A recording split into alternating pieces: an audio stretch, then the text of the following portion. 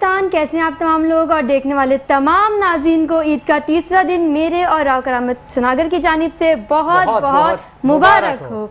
ईद का तीसरा दिन है और यकीनन आप तमाम लोगों ने घूम फिर लिया होगा, इंजॉय कर लिया होगा, लड़कियों ने पिक्चर पोस्ट कर ली होगी, लड़कों ने फोटोशूट करा लिया होगा, अम्मी दादा नानी सब ने खाना एंजॉय कर लिया होगा, दावतें हो चुकी होगी और अब शादीशुदा हजरात भी अपने ससुराल से वापस आ गए होंगे।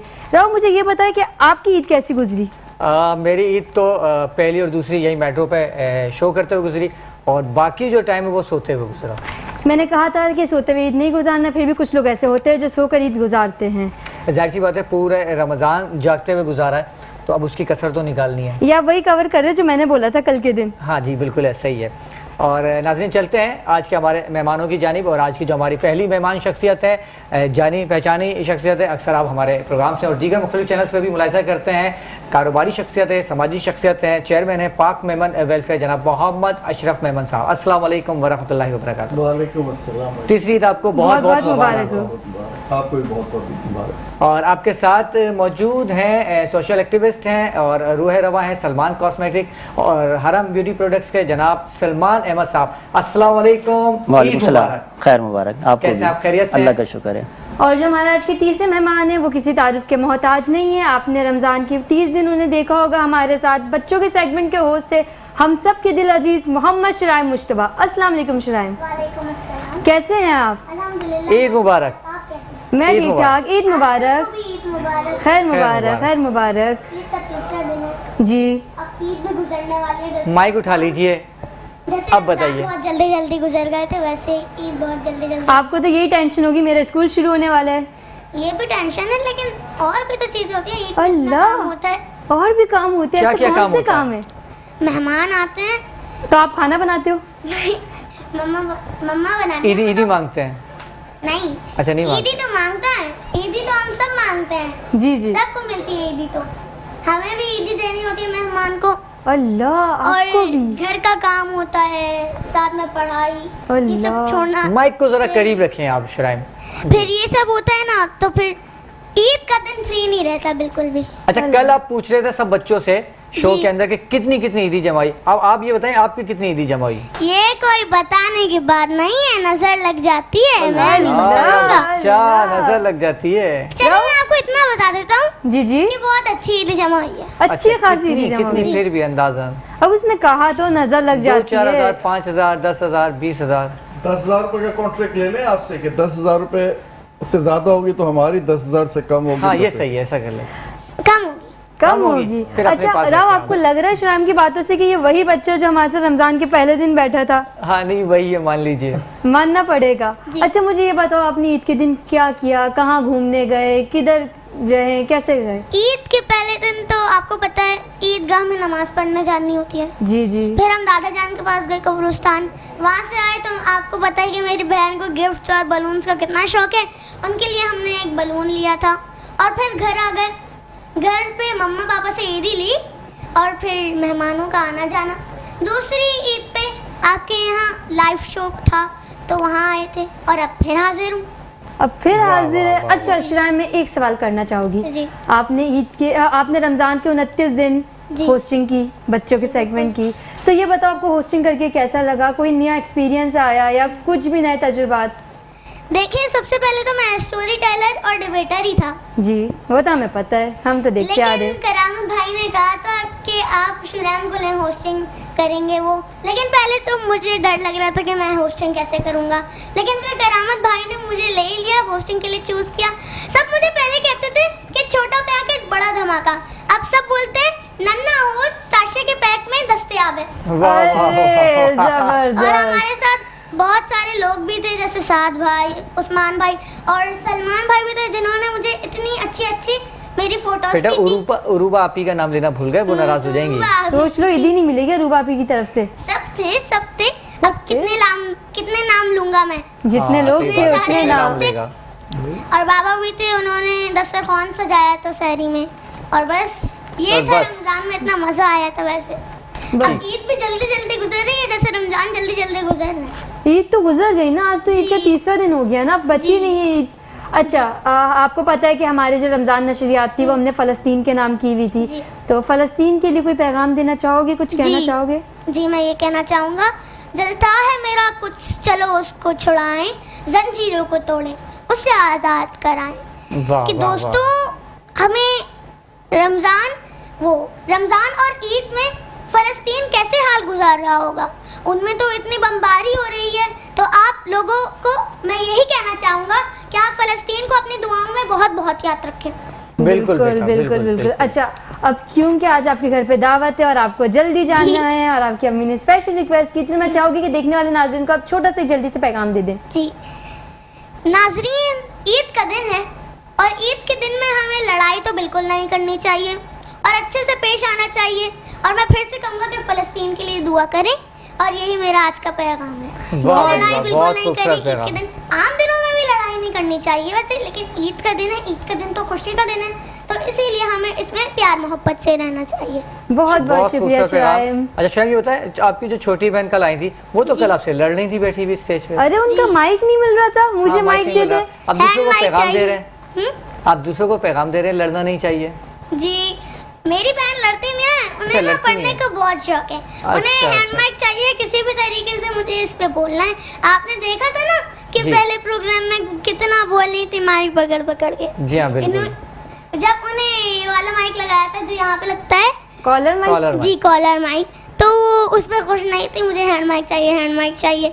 जब उन्हें फिर हैंड माइक मिला तो कितना बोल रही थी बिल्कुल। माशाल्लाह से। अच्छा शुराइम, ये बताएं बड़े होके क्या बनेंगे आप? इंशाल्लाह ये तो मुझे खुद नहीं पता। इंशाल्लाह, ये तो मुझे कुछ नहीं ये तो पता। मुझे कुछ नहीं पता, ये क्या बात है? बनूंगा इंशाल्लाह। अच्छा डॉक्टर बनेंगे, जी माशाल्लाह जबरदस्त। माशाल्लाह, अल्लाह आपको माशाल्लाह। सलामत रखे और आपको अपने इरादे में कामयाब करे। आमीन। क्या कहना चाहेंगे अशरफ साहब शुराइम के बारे में? शराइन इसकी अप्रोच और इसकी जो टॉकिंग पावर है माशाल्लाह बहुत अच्छी है।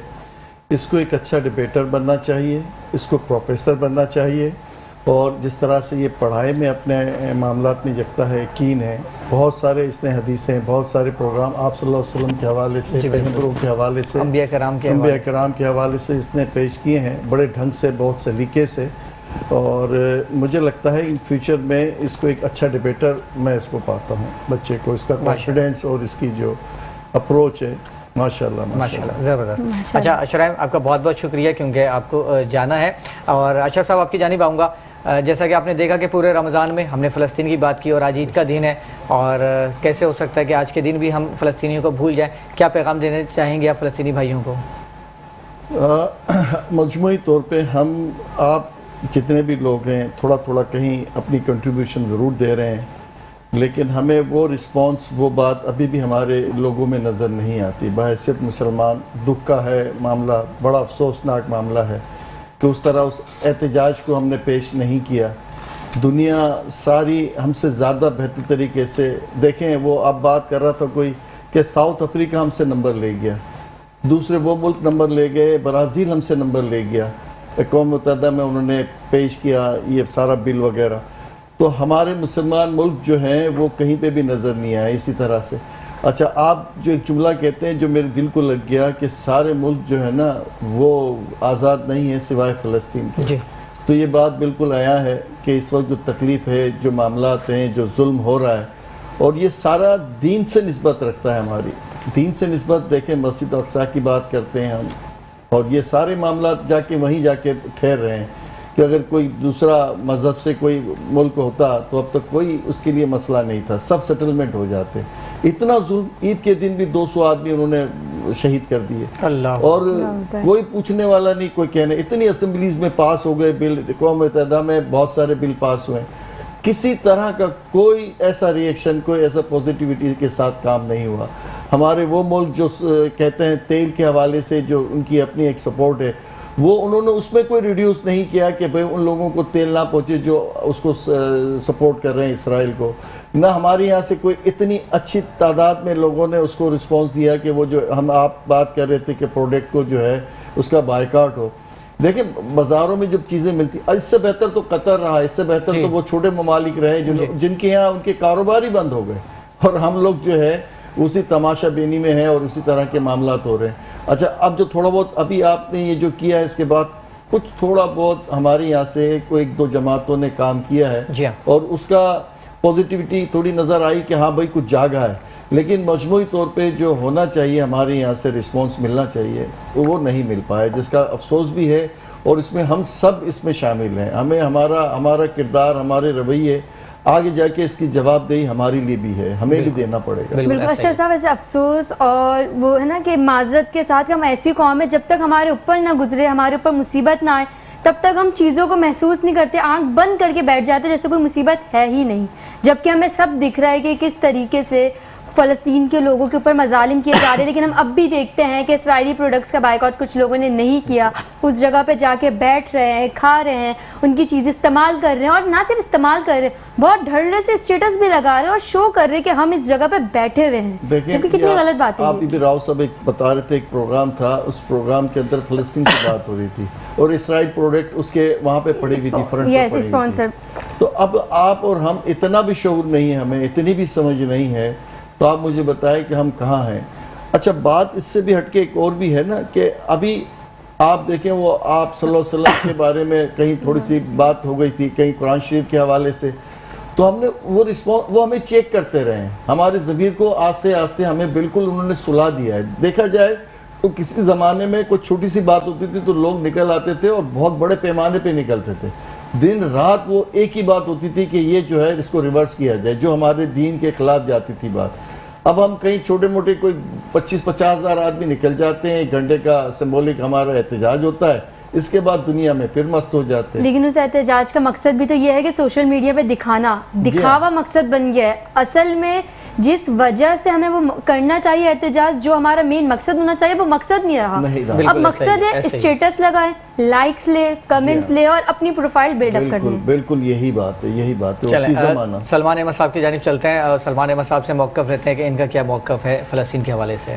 जी राव साहब, फ़लस्तीन की अगर बात की जाए तो मैं यही कहूँगा कि अभी जिस तरह मार्केट हमारे पूरे पाकिस्तान में जिस तरह प्रोडक्ट है, तो सबसे ज़्यादा इसराइल की हैं। मतलब उन लोगों ने अभी से प्लानिंग नहीं की। आज जो फ़लस्तीन के साथ जो मामला जो चल रहे हैं और जिस तरह जो जुल्म हो रहा है, वो प्लानिंग इनकी कई सालों पहले की है, वो अभी की नहीं है। लेकिन उन्होंने मार्केट में अपनी प्रोडक्ट इतनी इन कर दी कि हर घर में वो उनके प्रोडक्ट कहीं ना कहीं आप यूज़ कर रहे हैं। तो जब बाइकआउट की बात आई तो मैंने सबसे पहले अपने घर में जो है, जो मेरे बच्चे जो खाते थे, यूज़ करते थे प्रोडक्ट, वो हमने ख़त्म की, और जो कहीं जाते थे खाने पीने उसका बाइकआउट किया। और साथ ही साथ में मैंने जब सर्च किया, देखा, अब मैं जब शॉप पे खड़ा होता तो अक्सर लोग आते थे, भाई आप इसराइल के प्रोडक्ट बेच रहे हैं, और वाकई में बेच रहे थे, सारी चीज़ें इनकी हैं। अगर हम इनके प्रोडक्ट हटा लेते पूरी शॉप्स खाली हो जाती हैं, मार्केट है। आपने मैं एक आपको वाकया बताता चलूँ कि एक मार्ट वालों ने बाइकआउट का कहा कि बोला भाई ये फ़लस्तीन के सारे आइटम निकाल दें, तो इसराइल के सारे निकाल दें। तो एक ब्रांड के उनका मैनेजर आया और उसने जब निकाला तो पूरा मार्ट खाली हो गया। तो मार्ट के ऑनर ने उससे मिन्नतें करके वापसी हुआ, अपना सारा सामान लगाया।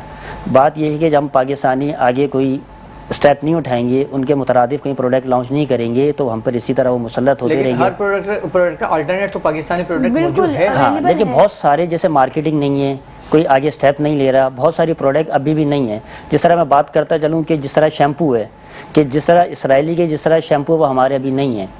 जैसे अभी हमारी कुछ कंपनियाँ हैं, लेकिन उनमें जो मेयार होना चाहिए वो अभी तक हम नहीं दे पा रहे। अच्छा, हमारे में ना एक मसला पता है कह रहा हूँ, हमारे में मसला ये है कि हम लोग ना फ्रॉड बहुत करते हैं। अगर हम पाकिस्तानी प्रोडक्ट्स के जानिब जाना भी चाहे ना, क्या होगा, पानी मिला होगा, आपने शैम्पू की बात की, केमिकल्स मिला होगा, बाल खराब हो रहे होंगे, तो लोग फिर यही कहेंगे कि हम एक तो पैसा भी लगा रहे, फिर अपने ही मुल्क की चीज ले रहे, उसमें भी हमें ऐसा मयार मिल रहा है। तो इससे अच्छा ये नहीं है कि हम दूसरों का ही प्रोडक्ट इस्तेमाल कर लें। बात एक ये भी फैक्टर है कि जैसा कि भाई ने कहा कि मार्केटिंग नहीं है पाकिस्तानी कंपनीज की, तो बाहर वाले जो इसराइली प्रोडक्ट्स है वो इतनी मार्केटिंग कर देते हैं, इतनी अच्छी मार्केटिंग कर देते हैं कि देखने वाले को लगता है कि ये जो प्रोडक्ट है ना, ये बेस्ट है। असल वो इसके साथ साथ वो फिर मैन्युफैक्चरिंग भी इनकी बहुत अच्छी होती है। असल हमारा जो मकसद होता है वो सिर्फ पैसे कमाना होता है। अभी बहुत सारी कंपनी, जब बाइकआउट का मसला आया तो कुछ पाकिस्तानी, जितने पाकिस्तानी थे उन्होंने साथ दिया, उन्होंने प्रोडक्ट यूज़ की अपनी पाकिस्तानी, लेकिन वो पाकिस्तानी प्रोडक्ट वो बेहतर वो नहीं कर पाई, तो वापसी वो इस तरफ वो आ गए वापसी। ठीक, इसी तरह क्या कहना चाहेंगे इस हवाले से? नहीं, मैं इससे थोड़ा मुत्तफिक नहीं हूँ भाई की बात से। देखिए, पाकिस्तानी प्रोडक्ट्स बहुत अच्छी हैं, लेकिन हमारा एक फैशन है भाई। वो फैशन क्या है कि हम बाहर की प्रोडक्ट फखरिया यूज़ करते हैं। हम कहते हैं हम जी बाहर की चीज़ हमें जो है ना ज़्यादा सूट करती है। बहुत सी चीज़ें ऐसी हैं, बिल्कुल मिसाल ऐसा के तौर पे मैं कपड़े की बात करूं, शूज़ की बात करूं या आपके ऑप्टिकल्स की बात, दुनिया जहां के आइटम्स हैं। ठीक। लेकिन वो जो बात आपने की ना कि मार्केटिंग का जो पॉइंट ऑफ व्यू है उसका इम्पैक्ट बहुत ज़्यादा है। और दूसरी बात ये कि हमने फैशन बना लिया जी।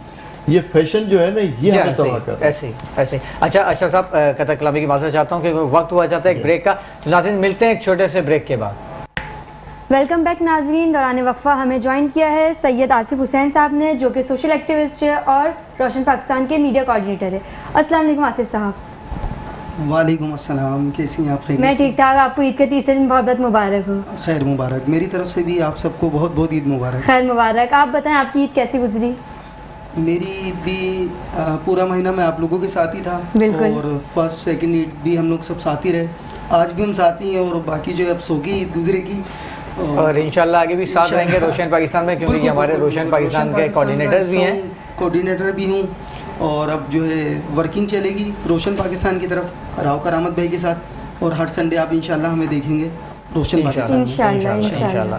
अच्छा सलमान अहमद साहब, आपकी जानिब आऊँगा। आपकी सलमान कॉस्मेटिक है, कुछ मैं चाहूँगा कि आप अपने इदारे के हवाले से बताएं। जी, बेसिकली मेरी जो है सलमान कॉस्मेटिक शॉप्स है डिग रोड में, और मेरी जो मेन शॉप है वो जामे मिलिया असफान टाउन गुलशन मुनीर पे। उसके साथ साथ मेरा जो काम है असल बेसिकली काम है हरम ब्यूटी प्रोडक्ट का, जिसमें हमारे पास रंग गोरा करने की वाइटिंग ब्यूटी क्रीम है, हर्बल हेयर ऑयल है, वाइटिंग ब्यूटी सोप है, सीरम है, फिर मॉइस्चराइजिंग लोशन है, फिर हरम कोन मेहंदी है, और उसके साथ साथ अभी जो लॉन्च नहीं किया हमने वो अर्जेंट फेशियल है, और कुछ वक्त में इंशाल्लाह अल्लाह ने चाहा तो शैम्पू लॉन्च करने जा रहे हैं। जबरदस्त। अच्छा, इसकी प्राइस क्या है? नॉर्मल प्राइस है? नॉर्मली प्राइस है, नॉर्मली और प्राइस इसकी है। क्वालिटी किस टाइप की है? क्वालिटी का मेयार तो माशाल्लाह अल्हम्दुलिल्लाह खुद ही है, क्योंकि असल मकसद हमने 1.5 साल इस काम को हो गए। मेरा मकसद इससे पैसे कमाना नहीं है, सिर्फ नाम बनाना है, जिसकी वजह से मैं ज़्यादा से ज़्यादा वर्किंग कर रहा हूँ। जिस तरह हमने पहले जब हरम ब्यूटी क्रीम जब हमने लॉन्च की थी तो उसकी पैकिंग के हवाले से हमने और बेहतर की, और क्रीम का रिज़ल्ट जो हमारा 5 दिन का था उसको हम 3 दिन पे लेकर आए। क्वालिटी का मेयार भी बढ़ाया और उसकी जो ग्राम होते हैं उसके ग्राम भी हमने बढ़वाए। अच्छा, कुछ क्रीम्स ऐसी होती है कि आप जब तक लगा रहे हैं आपका कलर गोरा होता रहता है, जी, जैसे जी, छोड़े फौरन डल हो जाता है। हमारा आप जब तक आप लगाएंगे आपको रिजल्ट मिलेगा, आप छोड़ देंगे वहीं पे आपका वो रोक देगा। अच्छा, मुझे बताएं कि बहुत सारे लोगों की स्किन बहुत ज़्यादा सेंसिटिव होती है, जी, तो जी। आपके प्रोडक्ट्स हर टाइप की स्किन के लिए? जी जी, हमारी हर्बल है। हर्बल है। हाँ, कोई सही। केमिकल्स नहीं है, ना कोई मरकरी इस तरह है कि आपको कोई नुकसान नहीं करेगी। जैसे बहुत सारी ख़वातीन जो फार्मूला यूज़ करना चाहती हैं वो नहीं करना चाह रही ना, तो हमारी खाली क्रीम लें, उसके साथ जो है ना सीरम मिला के यूज़ करेंगे, इंशाल्लाह 5 दिन का बहुत अच्छा आपको रिजल्ट मिलेगा। जी अशरफ साहब। अच्छा सलमान साहब, असल में जो प्रोडक्ट्स बाहर की जो होती हैं ना, जी, जी। उसमें हलाल हराम की कोई तमीज़ होती नहीं है, जो जी। इसमें बाय प्रोडक्ट डाली जाती है। जी जी जी तो ये आपको तो स्पेशली हलाल वाला जो सिलसिला है जी, जी। ये तो बहुत केयर करके इस्तेमाल करना होता जी, होगा। जी, जी। तो ये तो मतलब ये कंफर्म करें कि कोई चीज़ इसमें ऐसी नहीं है जो आपके शरई तौर पे वो हर्ट करती हो। जी जी, नहीं इस तरह हमारी कोई भी नहीं है, हमने हलाल का सर्टिफिकेट भी लिया हुआ है। और दूसरा ये कि मैन्युफैक्चरिंग के जितने सारे काम होते हैं मैं खुद करता हूँ, बाकी अपने में जो मेरे साथ जो लड़के काम करते हैं उनमें किसी को मैं भरोसा नहीं करता। ठीक, अगर कोई आपसे कांटेक्ट करना चाहें तो हमारा हरम ब्यूटी प्रोडक्ट का पेज है फेसबुक पे, और किस नाम बाकी से वो? सर वो हरम ब्यूटी प्रोडक्ट के नाम से ही है। अच्छा, इसी नाम से। जी, ठीक। और कोई दूसरा contact सलमान number वगैरह? कॉस्मेटिक 0335 7484 299, ये मेरा पर्सनल नंबर है। ठीक। अच्छा अच्छा साहब, ईद का दिन है, कुछ ईद की बातें कर लेते हैं। जी हाँ। और फिर से कुछ बचपन की यादें ताज़ा कर लेते हैं। तो मुझे बताइएगा कि बचपन में आपकी ईद किस तरह से गुजरती थी? भाई वो बड़ी मासूमियत वाले दिन होते हैं ना, तो मासूम तो सर आप अभी भी हैं। अच्छा चले, वो आपकी मोहब्बत आपकी है, मुस्कुराहट भी आपका- बड़ी मासूम है। अच्छा, वो होता ये है कि जब छोटे होते हैं आदमी, तो बच्चे जो होते हैं तो उस हिसाब से क्या क्यूट सी चीज़ें हो जाती हैं, हरकतें हो जाती हैं।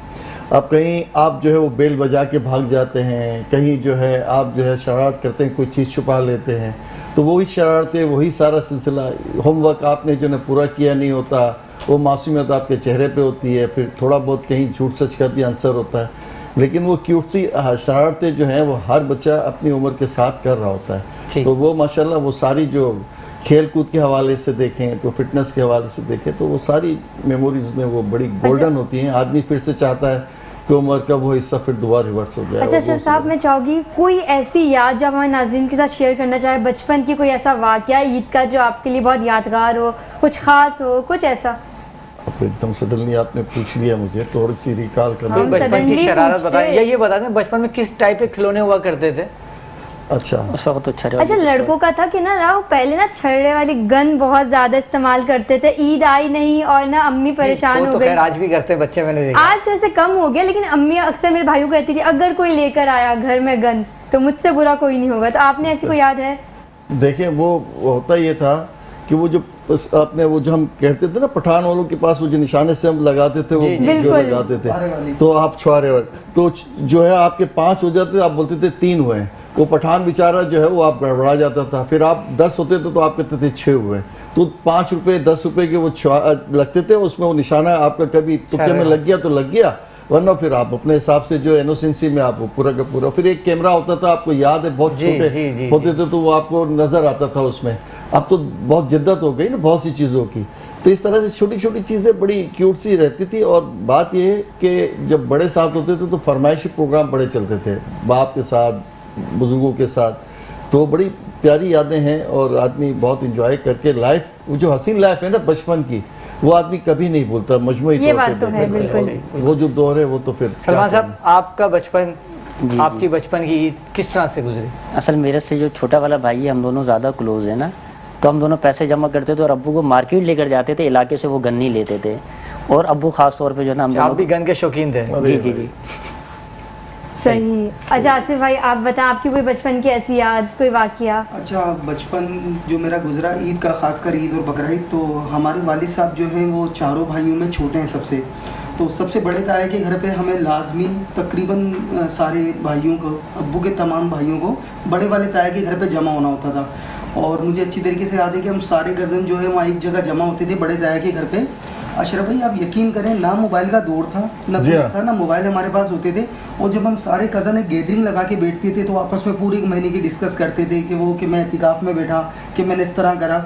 और बड़ा अच्छा दौर, बड़ा अच्छा माहौल, और सारे कज़न आपस में मिल के एक साथ एक दूसरे से गैदरिंग कर रहे हैं, फिर सब मिल के जा रहे हैं। और ताया ने, ताई ने बड़ी अच्छी तैयारी करी हुई है सबके लिए। बस ये है कि दौर अब दूसरी तरफ है, आप सब लोग भाई जानते हैं। टाइम बहुत था ना, उस माहौल मोबाइल ना में होने से जी हाँ। टाइम बहुत था। बिल्कुल मैं ऐसे भी ही। इस बात से रिलेट कर सकती अच्छा हूँ। निम्रा, सबसे पूछने ये बताएं, ईद पर सबसे ज्यादा खुशी आपको किस चीज की होती है? ईदी मिलने की, कजन से मिलने की, या अच्छे अच्छे खाना खाने की? सच बताओ, जी, इस बात की सबसे ज्यादा खुशी होती थी कि उस दिन ना कोई रोक टोक नहीं है, आप दोस्तों के साथ जहाँ जाना चाहो घूम सकती हो। मैं जी बताऊं, बिल्कुल। लेडीज की सबसे बड़ी जो ख्वाहिश होती है ना, पूरी रमजान अपने ड्रेसिंग पे, अपने वो अपने कपड़ों बिल्कुल, पे। सही अच्छा, बात है। जब ईद का दिन होगा ना तो उस दिन उसने पहनना ही नहीं है कपड़ा, जब आएंगे लोग तब बिल्कुल पहनना। बिल्कुल ऐसे ये ही, तो बिल्कुल ऐसे ही। हकीकत है। अच्छा, अभी भी मेरे साथ यही है कि मैंने चांद रात वाले दिन ही अपनी ईद की ड्रेस पहन के उसमें पिक्चर्स लेके बिल्कुल सेट हो गई, फिर रात में यहाँ से लेट गई हूँ और पूरा दिन ईद का दिन सोते हुए गुजारा है, देखिए। या फिर इधर आके अब गुजारा है। बताएं मुझे, पूरा जो हस्बैंड का जो खर्चा है ना, और एक एक चीज पे लेस से लेके उसके शूज बिल्कुल तक, ऐसी करती हैं बीवी। अच्छा और वो पूरा का पूरा मुझे अच्छा, पूरी तरह ब्रेक का पता कहा जा रहा है हमें, तो नाज़रीन प्रोग्राम में लेते हैं एक छोटा सा ब्रेक और मिलते हैं ब्रेक के बाद। वेलकम बैक नाजरीन। वक्फे पे जाने से पहले हम यही पूछ रहे थे कि बचपन में ईद किस तरीके से गुजारी जाती है और उसी को कंटिन्यू करते हैं। तो अशरफ साहब, आप मुझे बताएं कि बचपन में सबसे ज्यादा ईदी आपको कौन देता था? देखिए, मेरे मामू माशाल्लाह 4 मामू और 2 माशाल्लाह। खाला, तो फिर नानी, नाना, फिर चाचा, ताया, तो वो मेरे पास तो ईद अल्हम्दुलिल्लाह, क्योंकि घर में मतलब कहना चाहिए पोते और नवासे में सबसे बड़ा मैं था, तो उसकी भी एक बड़ी फजीलत है। हाँ, उसमें बड़े होने फायदे में की रहते मैं हैं। आपको बता रहा हूँ, तो वो मुझे वो सीक्रेट जो था ना मेरा, सबसे ज़्यादा लाडला था। पहला बेटा होना नानी और दादी के घर में, तो वो उसकी फजीलत कुछ और होती है, स्पेशल होती है। तो वो मुझे उसका फ़ायदा बहुत हुआ, हर जगह लाड से मुझे सारी फरमाइशें मेरी पूरी हो जाती ठीक। थी। अच्छा। जी सलमान साहब, आपको सबसे ज्यादा ईदी कौन देता था? वालिद साहब। वालिद साहब, ठीक। जी, और आसिफ भाई आपको? ईदी ताया की तरफ से बहुत मिलती थी, तीनों ताया ईदी देते थे। लेकिन ईदी मिलती तो बहुत थी, लेकिन चली अम्मी के पास जाती थी कि देखो मुझे भी देनी है। अच्छा, मतलब गिव एंड टेक होता था। जी जी, कि आप लोगों को जो भी भाइयों की ईदी मिली है वो इधर नहीं है, अब मुझे भी देनी है तुम्हारे कजनों को ईदी। सही। अच्छा राव, सबसे पूछ ले, आप बताएं आपको सबसे ज्यादा ईदी कौन देता था? मुझे सबसे ज्यादा ईदी मेरे फूफा मरहूम अल्लाह ताला उनको जन्नत नसीब फरमाए, आमीन। अब्दुल रऊफ साहब, वो दिया करते और कितनी? कितनी दिया करते थे? अब वो नहीं बताएंगे। शराब ने नहीं बताया तो मैं क्यों बताऊं। लेकिन हमारे दौर के हिसाब वो से, उस देते बचपन के थे। हिसाब से देखिए, उस वक्त हमारे बचपन में 5 रुपए या 10 रुपए ये मिला करती थी, और वो 100 रुपए दिया करते थे। कुछ टाइम से हो गया। मुझे लगा आप बोलेंगे अठन्नी चवन्नी और नहीं, आगे से अभी बोल इतना के आप बुजुर्ग भी इतने नहीं हुआ। पुराने जमाने के हैं। सही है। नहीं, तो अभी- ये 5-10 रुपए वाला जो दौड़ था ना, वो भी काफी मतलब कह रहे हैं हेल्दी दौड़ था। ये तो है। हम इसको कंपैरिजन करते हैं अभी की, देखें उस वक्त तनख्वाहें लोगों की होती थी 450-500 रुपये तनख्वाह होती थी, नॉर्मल जो काम करने वाला आदमी होता था। तो जिसकी 1000 रुपये तनख्वाह होती थी तो वो कहता था मैं बहुत फजीलत से बहुत ही ऐश के साथ रह रहा हूँ। तो वक्त के साथ ये बात कर रहे हैं 80s और 90s की बात कर रहे हैं। इसके बाद जो महंगाई ने तेजी ये दिखाई जोर है पकड़ा ना, है। तो अभी 80,000 वाला आदमी बेचारा पिसा हुआ है। सही। अच्छा अशरफ साहब ये बताएं कि बचपन में कपड़े ईद के अपनी पसंद से लिया जाते थे अक्सर अम्मी की पसंद से? देखो भाई, ये वो दौर था जिसमें फरमाइशी प्रोग्राम बच्चों के कम होते थे। अब तो हमारी ये सिलेक्शन बहुत बढ़ गई ना बच्चों की, हर चीज़ उनकी फरमाइश होता है। और फिर उसमें क्या होता है कि एक ड्रेस नहीं होता। वो जो दौर था सबर वाला और शुगर वाला दौर था।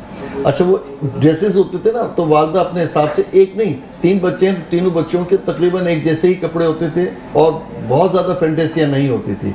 उसमें सादगी का हल्का सा अंसर जरूर होता एक ही थान ले लिया, सारे बच्चे हाँ, शौहर बिल्कुल बीवी, सब सच बात बढ़ है, गए। सच बात है। वाकई और में? उसमें हाँ ऐसा ही था, ऐसा ही था।